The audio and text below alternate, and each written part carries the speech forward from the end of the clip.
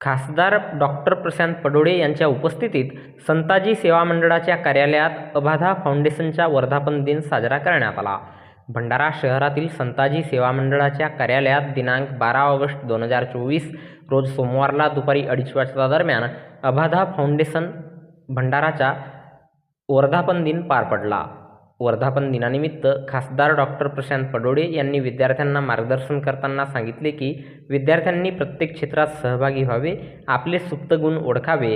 प्रत्येकामध्ये एक विशिष्ट कला असते, आपल्यामधली ती कला प्रत्येकाने जोपासावी. कोणत्याही विद्यार्थ्याने स्वतःला कमी लेखू नये असे त्यांनी बोलताना सांगितले.